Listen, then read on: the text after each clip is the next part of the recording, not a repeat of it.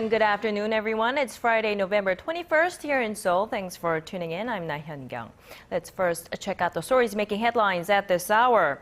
Russian President Vladimir Putin is ready to hold a summit with North Korean leader Kim Jong-un. Now that's according to Russia's foreign ministry after talks with Pyongyang's special envoy. U.S. President Barack Obama officially announces an executive order for his immigration plans, and that has put him on a collision course with the Republicans. And Korea's largest gaming exhibition, G-Star, is underway in Busan. One of the world's leading gaming companies is there, along with more than 600 companies from 35 countries. And we will have more on those coming up, but let's begin with words coming out of Moscow. Russia's Foreign Minister Sergei Lavrov says Russian President Vladimir Putin is willing and ready to hold a one-on-one with North Korea's young leader, Kim Jong-un. Lavrov also says Pyongyang is ready to engage in international dialogue on denuclearization. Our Kwon So-ah starts us off. As soon as Kim Jong-un's special envoy Choi Ryong-hae's plans to visit Russia were announced, speculation lit up about a potential summit between the leaders of North Korea and Russia. On Thursday, Russia's Foreign Minister Sergei Lavrov said that Russian President Vladimir Putin is ready for one-on-one talks with the North Korean leader. Speaking to reporters after his closed-door discussions with Choi, Lavrov also said North Korea had expressed a willingness to return to the long-stalled international talks on its denuclearization, calling it a, quote, very significant political progress. Pyongyang is ready to restart the six-way nuclear talks without preconditions, on the basis of a joint statement issued in 2005. We fully support this decision, and will also be working with all concerned parties, including the United States, Japan, and South Korea, to seek common trust for the resumption of the negotiations. The six-party talks have not been held for almost 6 years. North Korea withdrew from the negotiating table in late 2008 after restarting its nuclear enrichment program. Thursday's talks also focused on the two countries' economic partnership. The officials discussed Russian companies' participation in the inter-Korean Kaesong industrial complex and a joint project that would modernize North Korea's railway system. Lavrov says North Korea is ready to open lines of communication with South Korea on trilateral projects if everything goes smoothly. That would include a project to transport Russian gas to South Korea passing through North Korea. Kwon So-ah, ARIRANG News. Meanwhile, talks over the details of South Korean former First Lady Lee Hee-ho's trip to the north are currently underway between officials from South and North Korea. Her trip, if it does take place, will be purely humanitarian, but there are concerns that it could be used for political purposes. Connie Kim has more. Representatives from the two Koreas are meeting at the inter-Korean border town of Kaesong to discuss the timing and schedule for former First Lady Lee Hee-ho's trip to Pyongyang. Once the South Korean government gives an official approval for Lee's visit, it's thought the widow of former President Kim Dae-jung will travel with a small team of support staff, but no South Korean government officials will accompany her. She'll also likely travel by car considering her age. Lee expressed her wish to visit Pyongyang last month during a meeting with President Park Geun-hye. She said she wants to personally deliver hand-knitted knits and clothes to children in North Korea. Pyongyang has reportedly already said it would welcome a trip by the former First Lady. But there are concerns Pyongyang may use her trip for political purposes because it'll come ahead of the third anniversary in December of former North Korean leader Kim Jong-il's death. Lee Hee-ho traveled to Pyongyang 3 years ago to attend Kim Jong-il's funeral and met with current North Korean leader Kim Jong-un. Discussions for Lee's trip come amid frosty inter-Korean relations. Planned high-level talks set for earlier this month never materialized as Pyongyang objected to the flying of anti-North Korea leaflets by South Korean activists. Experts say a visit to Pyongyang by the former First Lady could be a small step toward improving ties between the two Koreas. Connie Kim, ARIRANG News. In response to North Korea's latest threat to carry out another nuclear test, the United States says Pyongyang won't achieve anything through threats and provocations. At a press briefing Thursday, Pentagon spokesperson Rear Admiral John Kirby said North Korea's belligerence will undermine international efforts for peace and stability on the Korean Peninsula and further isolate the regime. On Tuesday, a UN Human Rights Committee adopted a resolution that seeks to refer the North Korean leadership to The Hague for crimes against humanity, and that was followed by North Korea's threat to strengthen its war deterrent. A Korean-American missionary worker has been detained in China on suspicions of embezzlement. Peter Han, who had been involved in a number of NGO-related aid projects near the North Korean border, was taken into custody on Tuesday, according to his lawyer, who says the charges are baseless. The 73-year-old moved to the Chinese city of Tumen in the late 90s to dedicate himself to providing aid for North Korean defectors. Now, Han's arrest comes amid a crackdown by Chinese authorities on Christian and other aid groups that operate near the North Korean border. Over in the U.S., President Barack Obama has taken a big step in materializing his immigration plans. In a speech from the White House on Thursday local time, he said he's doing exactly what all past presidents, including Republican ones, have done. Lee Ji-yoon tells us the details. Over 11 million undocumented immigrants live in the United States. Now, nearly half of them might just be able to come out of the shadows. On Thursday, U.S. President Barack Obama announced an executive order aimed at fixing the country's broken immigration system. If you've been in America for more than 5 years, if you have children who are American citizens or legal residents, if you register, pass a criminal background check, and you're willing to pay your fair share of taxes, you'll be able to apply to stay in this country temporarily without fear of deportation. The executive action covers up to 5 million people, but will not grant citizenship or give immigrants the right to stay in the country permanently. As for mass deportation, Obama said it would both be impossible and contrary to America's values. And let's be honest, tracking down, rounding up, and deporting millions of people isn't realistic. Anyone who suggests otherwise isn't being straight with you. It's also not who we are as Americans. Although his executive order has the force of law, the Republican-dominated Congress is already getting ready to fight the president tooth and nail. President Obama preemptively responded to the arguments in his address. The actions I'm taking are not only lawful, they're the kinds of actions taken by every single Republican president and every single Democratic president for the past half-century.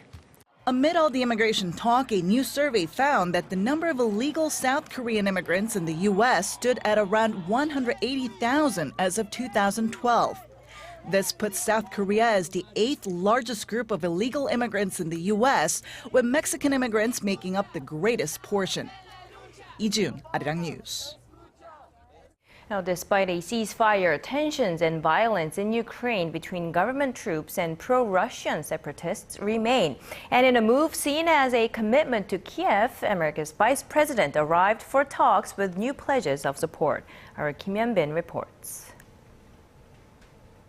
U.S. Vice President Joe Biden arrived in Kiev on Thursday to discuss new non-lethal aid to Ukraine, including deliveries of the first Humvee vehicles as an expansion of support to fight pro-Russian separatists in the country's east. Russia warned the U.S. hours before Biden's arrival against the move. We have heard repeated confirmations from the U.S. administration that only non-lethal weapons are being delivered to Ukraine. If there is a change in such policy, then we can speak of a serious destabilizing factor that seriously impacts the balance of forces in this region. Russia cautioned against a major change in policy from the U.S. in regard to the conflict in Ukraine. That would be a direct violation of agreements reached. The Geneva Statement from April 17th, where apart from the major task for starting national dialogue in Ukraine, the task of stopping all fighting in this territory was repeated again. The U.S. backs Kiev in its struggle against pro-Russian rebels in two eastern regions and imposed sanctions on Moscow as a result of its alleged support. Russia denies providing the rebels with arms and troops. Washington says it will continue to assess how best to support Ukraine and that nothing is off the table, including lethal aid. The United Nations says more than 4,300 people have died since the conflict sparked in mid-April. It adds that nearly 1,000 people, or an average of 13 people per day, have been killed in fighting since a ceasefire was called on September 5th. Kim Jong-un, ARIRANG News. In the year 2012 for Korea was at its record high. All of the day's important events close to home and around the world. Join Laah Hyun-kyung live from Seoul. Shopping market thinks the true meaning of creation shines through. Korea has apparently been investing a lot in R&D. The Science Ministry says the amount spent on R&D compared to GDP tops the world rankings, and it isn't the first time. Song Ji-sun has the details. Korea's reputation as one of the world's leading ICT powerhouses didn't just fall into its lap. A survey conducted by the Science Ministry shows Korea allocated a higher proportion of its GDP to R&D than any other country in the world for the second consecutive year. In terms of amount, Korea placed sixth at $54 billion in 2012 after the US, Japan, China, Germany, and France. But compared to proportion of GDP, Korea was the only country to invest more than 4% of its GDP on research and development in 2013. Roughly 76% of the investment came from the private sector, with foreign investors accounting for a mere 0.3%. Despite the heavy spending, researchers say more needs to be done to ensure the fruits of their labor are put to practical use. Developing new technologies is not enough. They must be commercialized, and they must open up business opportunities that attract investors. In a similar report last week, the OECD pointed out that Korea's strength in R&D lies in its strong ICT infrastructure, but that Seoul needs to boost international cooperation and joint research. To cater to such needs, the government announced its plans to attract regional R&D centers of multinational companies by offering them more benefits when they establish a regional research headquarters in the country. Song Ji-sun, ARIRANG News. For the first time ever, the amount of cars coming in from Europe has outpaced the number of Korean cars going overseas. Sales of German brands in particular have gone through the roof. Our Shin Se-min looks into some of the reasons. A few years ago, European automakers called Korea an impossible market to crack. But this year, European exports to Korea are on a path to exceed Korean exports to Europe. The nation's customs data shows the value of car imports from European countries was up 60% to over $4.5 billion in the first 9 months of the year, whereas Korea's car exports stood around $4.4 billion. Local sales of European cars, particularly German brands, have been on the rise. They have become so popular that some auto retailers have had to put customers on a waiting list for months. So why this shift in consumers' taste? Better gas mileage bought me. The comfort of the ride is much higher, not to mention its widely known brand power. And the Korea-EU Free Trade Agreement that went into effect in 2011 lowered price tags, attracting more drivers to European brands. This year alone, foreign car sales in the country rose at a pace 10 times faster than Hyundai's. And the weakening Japanese currency has been undermining Korean makers' competitiveness. The performance of Korean automakers in the European market is falling, and this trend is likely to continue. Even Hyundai and Kia Motors, which have manufacturing plants located in Europe for a better supply to the local market, are losing ground because of lowered competitiveness due to the weak yen. But as the global auto industry is moving towards green cars, the analyst added Korean makers should improve fuel efficiency and move on to new technology quickly if they don't want to fall too far behind the competition. Shin Se-min, ARIRANG News. If you are a fan of video games or online games, you might want to drop by Busan because the nation's largest gaming exhibition is taking place there. ARIRANG's Kim Ji-yeon is at the site and she says thousands of gamers have been lining up around the block to try out the latest releases. More than 600 companies from 35 countries are taking part in this year's G-Star Global Game Exhibition in Busan. One of the world's leading gaming companies at the event is Oculus. It has created Oculus Rift, a virtual reality system that enables users to control movements by turning their heads and moving their hands. Last few decades, people have been experiencing their content with the 2D flat panel TVs. With a movie named Avatar, people have been watching the movie with the stereoscopic 3D. However, that wasn't enough. People weren't able to feel immersed into the real world. Oculus believes virtual reality will evolve and forever change the way people play games, swap content, and communicate with each other. So in the near future, when this virtual reality becomes really popular, we believe that people will be able to interact, people from overseas, in virtual world, and be able to see each other and be able to interact with each other.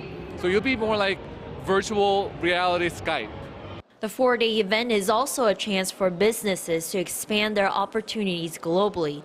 US-based App Annie, a provider of mobile market data and analytics for app stores, are taking part in order to reach out to Korean developers. If you compare it to 5 years ago, you have a PC game, an online game.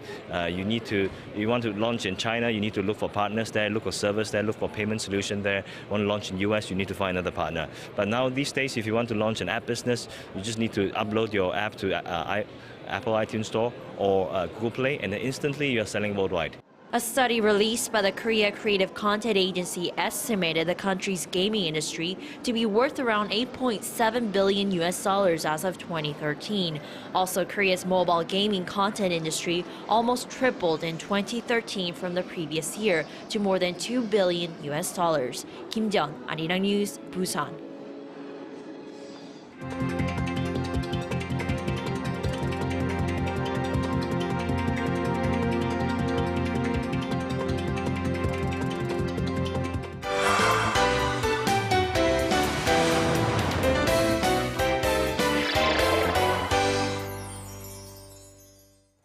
So we haven't seen a Korean hit film recently, perhaps because of the Hollywood hit Interstellar is still going strong, but winter is normally a strong time for local releases. And here to give us a preview of what's coming up this season, we are joined by our film critic, Pierce Conran, in the studio. Good afternoon, Pierce. Good afternoon to you. So we start with Interstellar yet again, and the film seems to be on an incredible run here, and I'm looking at a huge fan right here in front of me. Absolutely, I can't hide it. I love the film. I've seen it a few times, and a few times, so yes. More than twice. Twice. I'm going to see it a third time, maybe this weekend if I can squeeze it in. And I just got the soundtrack recently. It was released this week, and that's great. Mm-hmm. But so the film has been doing really, really well. I mean, it's kind of a global hit, but in Korea, it's been performing much stronger than in other markets. Mm-hmm. It's already closing on 6 million admissions, and it's still first in the ranking. It's going to have another big weekend. People are talking about the big 10 million barrier. I think that's a stretch. That seems a little too far, mm-hmm. but it's definitely going to go. It'll get quite close to that. Mm-hmm. And we also have, of course, Hunger Games this week, which is going to be a big hit in America and other places. Perhaps the biggest of the year in America, but I don't think it's going to do that well here. The brand isn't really well known, and previous installments haven't really caught on here, and I expect the same to happen this time. Mm-hmm, right. So could we expect some competition coming from Korean-made films? I think that's going to start happening soon. We have the industry has been a bit slow right now, but they're really hoping for things to pick up. Winter season is generally a strong time for local releases, and over the next 5 weeks there are a number of pretty high-profile films, particularly towards the end of that, and they, I think, will really kind of go head-to-head with the Hollywood releases. Okay, so what's the first out of the gate this time? The first one is going to be next week's Big Match, which is called Big Matchi, the same thing in Korean, and this is an action comedy that stars Lee Jong-jae and Shin Ha-gyun. Oh, two big names. Two very big names. And what you have is Lee Jong-jae, who's kind of really beefed up for this role. He's playing an MMA fighter whose trainer/brother gets kidnapped, and he's framed for murder and ends up going on the run. But he's being directed by this kind of group of people who are using him as a pawn to kind of do this kind of this betting ring for, like, the super rich. And Shin Ha-gyun is the person who's kind of speaking in his ear. He's called Ace, and so this is it's a big kind of spectacle, action and comedy, and some big names in there. Right, we can see that right there. It's really full of action. So Absolutely. have you had a chance to see it? Did they already have a premiere? Yes, I saw it yesterday. The press screening was yesterday, and it's certainly, I think. I was interested about this project because of the cast principally, and I think my enthusiasm diminished over time, and honestly the final product kind of fell in line with my expectations. It's very, it's very well made, it's got a good cast, a lot of good secondary performers as well, but there's not a lot of pop to it. It's all very, very serviceable, but it doesn't do anything new. It doesn't really stand out. But I think it'll get some eyeballs on it.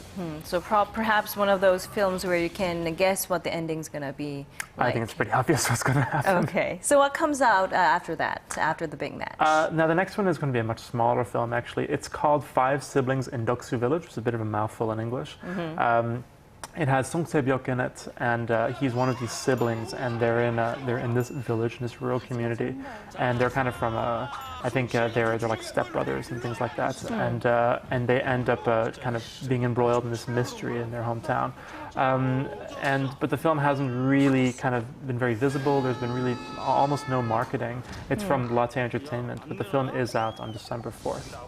And you can see there Song Se-byuk pulling out his guns and really just having that. He's kind of known of an actor to have that awkward acting skills, but I think that's the characteristic of him, right? That's true, although to be honest, he's kind of changed that this year. He's had two really good roles. One of them was A Girl at My Door, or Dohia, with Beduna, and he played the antagonist in that. Again, he's got this long hair that he's sporting now, and he was really good in that. And he was also in My Ordinary Love Story, which was a really good, another strange role for him, but so he's branching out. Okay, so maybe this one is also one to look forward to. So what about 국제시장? I've been hearing a lot about that movie.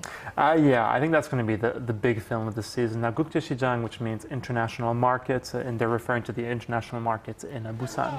Actually, the English title is Ode to My Father.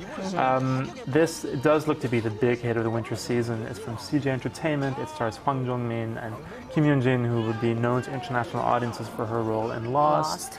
And also that Oh Dal-soo is kind of a really great supporting player. Yeah, some big names there. And it goes across history.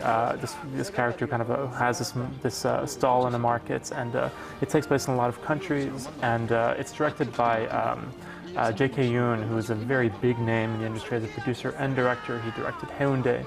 He produced things like Quick and May 17. So some, a lot of pedigree there. And the film hasn't screened yet, but I have heard some pretty good word in it so far. So look to that to put in some very strong numbers when it comes out on December 17th. On December 17th. So for fans of Hwang Jung-min and Kim Yoon-jin, that's the date to mark. So will that leave any room for any other movies that might come out in the market? Actually, it's going to go up against Hobbit at the same time, so it will have some difficulty there, but I think it'll do okay. Because The Hobbit has done fairly well here, and this is the last one, so I think it'll certainly draw some attention. But we have, a week later, on the 24th, we'll have The Technicians, which is another film by Laah, and this is the one that they're really pushing. So it's kind of a caper action comedy. It's got Kim Woo-bin, who's a really big star these days. He was in Friend the Great Legacy, and he's in a lot of TV shows. Guy these days. Oh yeah, he's on on. He's on ads everywhere. The advertising is omnipresent. It's everywhere. I'm not convinced the film is going to be a huge hit, but it'll definitely open well because of the visibility. And depending on how it is, we haven't seen it yet. It will dictate how far it goes beyond that. It's kind of giving me vibes of The Thieves, but we'll have to see if that's going to be the case. Now, there's also a period of film that you wanted to mention before wrapping up, right? Absolutely. This is the last big Korean film of the year. There isn't a date set for it yet. It is going to be in December. It's called The Royal Tailor, or Sangyeong in Korean. And I'm assuming it'll come about towards the end of December. It stars Han Seok-kyu and Go Sul, again, two pretty big stars. And given the success of period films recently, we had The Fatal Encounter, we had Roaring Currents, we had The Pirates, last year we had The Face Reader, Masquerade the year before that. This is the time of the period films, so you really can't count against them. I'm not sure how well this will do because of Ode to My Father, but I'm personally very excited. It's by Lee Won-suk, who made How to Use Guys as Secret Tips, a corny sounding but actually really, really great rom-com from last year. Okay. So I'm quite excited about this, but I'm uncertain how well it'll do. Okay, well, December, wow. Come December, we are going to see many, many Korean films out there, so moviegoers will be certainly excited. Thank you very much, Piers, for coming into the studio today. My pleasure.